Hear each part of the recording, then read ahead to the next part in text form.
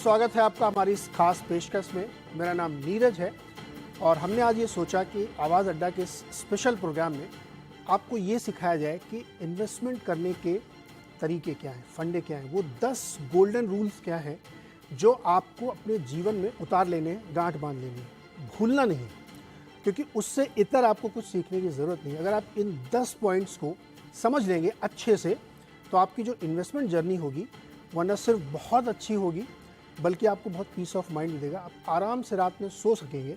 आप बार बार सुबह उठ के चिंता नहीं करेंगे कि जो आपने इन्वेस्टमेंट किया है उसमें कोई दिक्कत हो रही है। तो इस थीम को समझते हुए, और चूँकि दशहरे का मौका है, आप लोगों को बहुत फेस्टिविटी का है, तो हमने सोचा कि 10 गोल्डन रूल्स आपको बताए जाएँ कि आप अपनी इन्वेस्टमेंट की जर्नी, अपनी वेल्थ क्रिएशन की जर्नी रादर कैसे शुरू करें। तो हमारे साथ दो बहुत ही विद्वान लोग हैं।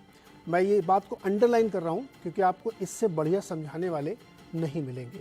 तो आज ये आवाज़ अड्डा पे आपको ये सिखाया जाएगा। मैं परिचय कराता हूँ। मेरे साथ हैं अजय शर्मा जी, जो मेरे साथ स्टूडियो में बैठे हुए हैं। वेरेनियम कैपिटल नाम का एक हेज फंड है जिसको ये चलाते हैं।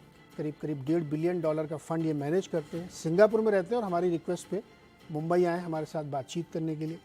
IIT BHU और IIM अहमदाबाद से पढ़ाई की है, तो बहुत विशाल नॉलेज है इनका, और उस नॉलेज की कुछ चीज़ें हम आज चुरा लेंगे इनसे और अपने दोस्तों को सिखा देंगे, और हम ऐसे मौके हमेशा ढूंढते रहते हैं। दूसरे हमारे मेहमान हैं विशाल खंडेलवाल जी। किसी परिचय के मोहताज नहीं है। एक ज़बरदस्त कैंपेन है इनका सफल निवेशक का, और इस जैसे इसका नाम है सफल निवेशक, तो विशाल जी की हमेशा ही कोशिश रहती है कि जो भी इनके चीज़ों को सुने, समझे, संपर्क में आए, वो इन्वेस्टमेंट की जर्नी में ज़रूर सक्सेसफुल हो। तो विशाल जी, बहुत बहुत स्वागत है आपका भी हमारे इस खास शो में, हमारे दोनों मेहमानों का।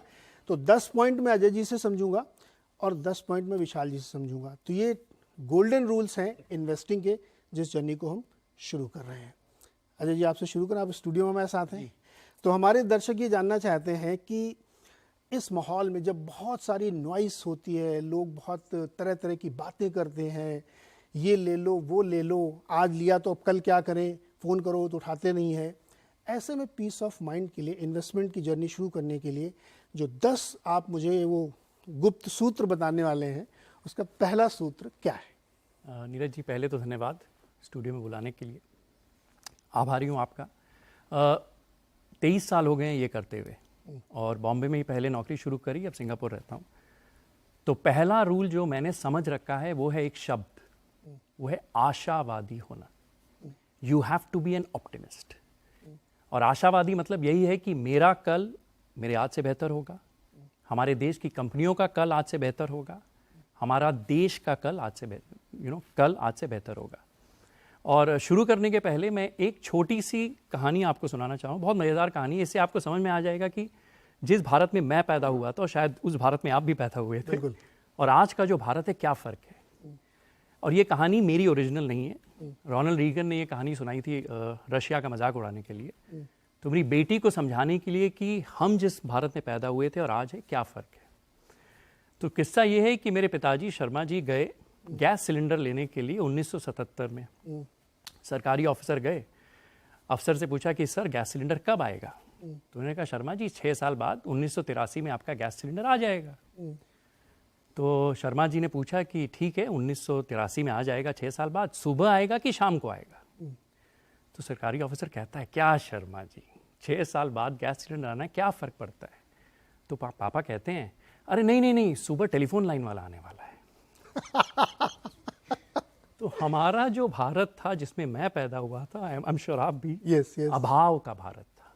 करेक्ट। आज का भारत है भरमार का भारत, ऑप्टिमिज्म का भारत, आशा का भारत।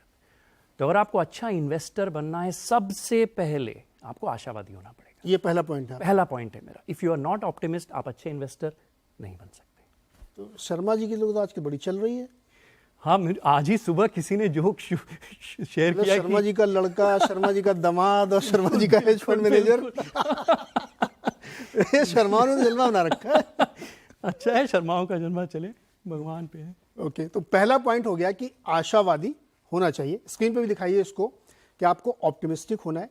और ये एक्चुअली मेरी लाइफ, मैंने भी वो गैस की लाइन लगाई है।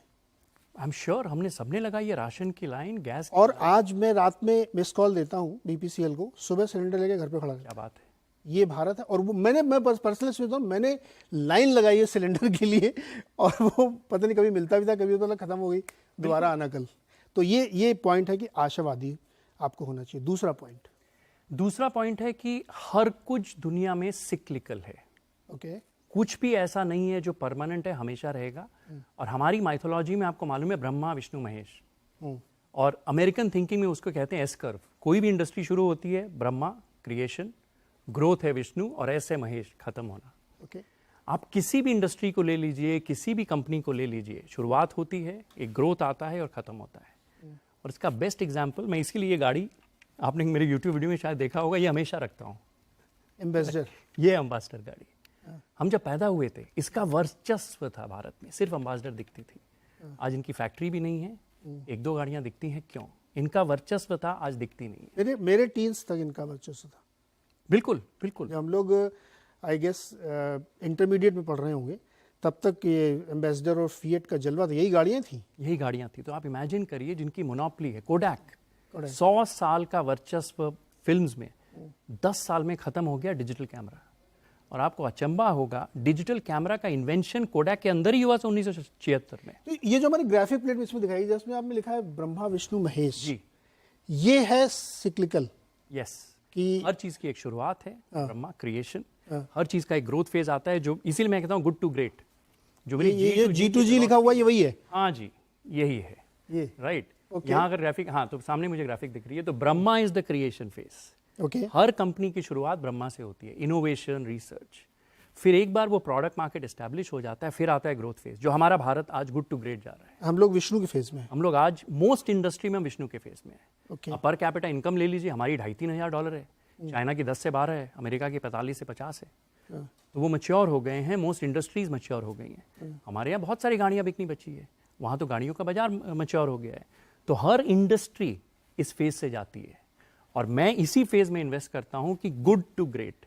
तो पहला फार्मूला कि आशावादी रहना है, बिल्कुल। ये मानना है कि यहाँ से चीजें बेटर होंगी। Yes. अच्छा, इसमें कोई डिबेट नहीं हो सकती है। आप अपने जीवन को हर आदमी देखे तो कल से आज बेटर ही पाएगा, ठीक है। और ये जो दूसरा फार्मूला है कि आपको ब्रह्मा विष्णु महेश में विष्णु फेज में अगर आप इन्वेस्ट करते हैं, अप्रोच करते हैं, तो आपके लिए भी पूरा एक स्काई इज द लिमिट, वहाँ तक आप जाएंगे जी। और फिर जब महेश वाली कटेंगे उसको लोग आगे डिस्कस करेंगे। तो ये 2 पॉइंट आपने एकदम टकाटक बना कि ध्यान रखना है इन्वेस्ट करते समय कि होपफुल रहना है, और आपको सिक्लिकल चीज़ें हैं उनको ध्यान रखना है कि वो किस साइकिल के किस पॉइंट पे है। बिल्कुल, गलती से महेश वाले पॉइंट पे मत चले जाइए, वरना फिर वहाँ पे ऐसा नहीं बनेगा। बिल्कुल। ये 2 शानदार पॉइंट हमारे इन्वेस्टर्स के लिए। अब चलते हैं विशाल जी के पास। विशाल जी, आपके 2 टॉप पॉइंट जो हमारे निवेशकों को बिल्कुल आज लिख के अपने तिजोरी में रख लेना है। Namaskar Neeraj ji, thank you for inviting me for this show, and hi Ajay ji, nice to meet you here. Namaskar. तो अजय जी ने आई थिंक शर्मा जी के कहानी से शुरुआत की थी, and I think Sharma ji और शर्मा जी के बेटे ने मुझे बचपन से परेशान कर रखा है। ओके। राइट, सो शर्मा जी के बेटे के अब हमेशा अच्छे नंबर आते थे, शर्मा जी के बेटे के पास हमेशा अच्छी गाड़ी थी, हमेशा अच्छा घर था। राइट, और मैं जिंदगी में हमेशा शर्मा जी के बेटे को ही फॉलो करके आगे बढ़ा हूँ।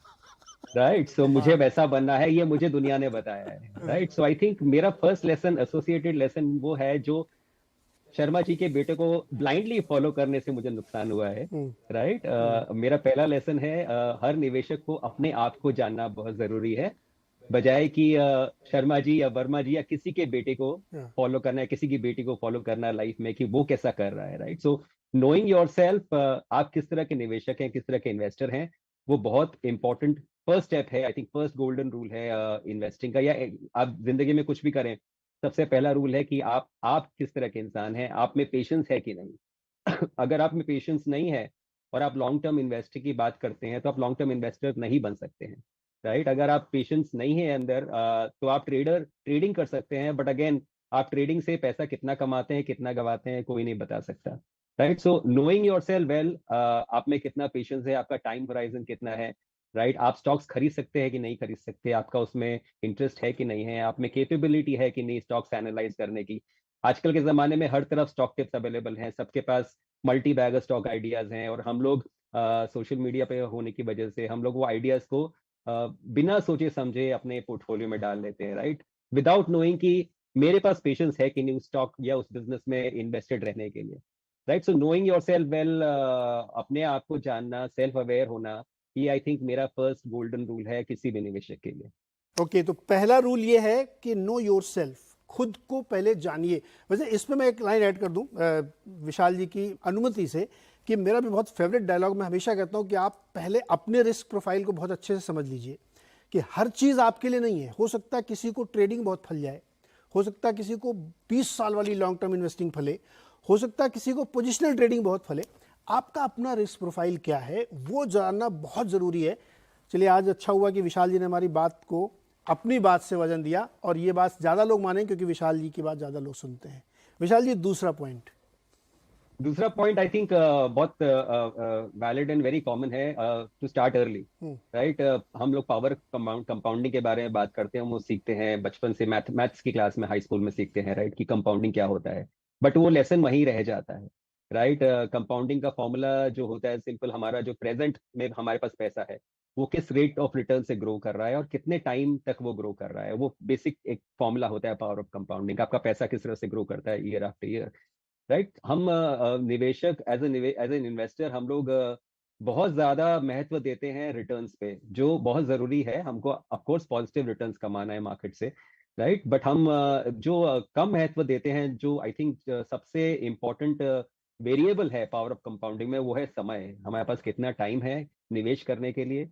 बहुत लोग सोचते हैं कि मैं जल्दी से जल्दी स्टॉक मार्केट से पैसा कमा लूं, मैं जल्दी से जल्दी मल्टी बैगर स्टॉक्स में इन्वेस्ट कर लूं, अमीर बन जाऊं एंड लाइफ सेटल हो जाएगी, लाइफ सफल हो जाएगी। बट आई थिंक जो ऐसा सोचते हैं वो ही इन्वेस्टिंग में मुंह की खाते हैं। I think people who understand the power of compounding, जैसे आइंस्टाइन ने कहा था कि power of compounding is the eighth wonder of the world, right, अजूबा है दुनिया का। लेकिन जो उसको समझता है वो उससे कमा सकता है, जो उसे नहीं समझता वो उसे गंवाता है, right. So people who understand the power of compounding, I think जो जो समय की इंपॉर्टेंस को समझते हैं कि अच्छे बिजनेसेस लॉन्ग टर्म में अच्छा रिटर्न देते हैं, राइट। कोई कोई कंपल्शन नहीं है, बट प्रोबेबिलिटी, इन्वेस्टिंग जो होता है वो एक प्रोबेबिलिटी का गेम होता है। सो आप जितने अच्छे बिजनेस में इन्वेस्टेड रहेंगे, जितने लंबे समय तक इन्वेस्टेड रहेंगे, और मेरा एडवाइस लॉन्ग टर्म इन्वेस्टिंग के लिए रहता है, तो आज भी मैं वही कह रहा हूँ, राइट। सो अगर आप पावर ऑफ कंपाउंडिंग से बेनिफिट करना चाहते हैं, which has created the best investors in the world, अगर आप दुनिया के सबसे अच्छे निवेशकों को देखें, राइट, वो निवेशक 5 साल या 10 साल में नहीं बने, वो दुनिया के सबसे अच्छे निवेशक 50 साल, 60 साल, 70 साल तक इन्वेस्ट करके बने, राइट। अगर आपके पास इतना लंबा होराइजन नहीं है, एटलीस्ट आपके पास 20 साल, 25 साल है, राइट। अगर आपको अपने फाइनेंशियल गोल्स 20-25 साल बाद दिखाई दे रहे हैं, तो आपको ट्रेडिंग करने का क्या जरूरत है, आपको आज स्टॉक खरीद करके कल बेचने का क्या जरूरत है, राइट। स्टॉक मार्केट कसिनो नहीं होता, राइट। कसिनो और स्टॉक मार्केट में बहुत बड़ा डिफरेंस होता है कि आप कसिनो में जितना लंबा खेलते हैं, जितना देर तक खेलते हैं, उतना हारते हैं, और स्टॉक मार्केट में आप जितना देर तक खेलते हैं उतना अपने जीतने की क्षमता बढ़ जाती है। सो knowing yourself well and starting early, I think these two are my first 2 golden rules of investing. बिल्कुल सही बात है। और बता दें कि मनी कंट्रोल पर दिए गए विचार एक्सपर्ट्स के अपने निजी विचार होते हैं।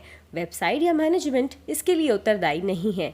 यूजर्स को मनी कंट्रोल की सलाह है कि कोई भी निवेश निर्णय लेने से पहले सर्टिफाइड एक्सपर्ट की सलाह लें।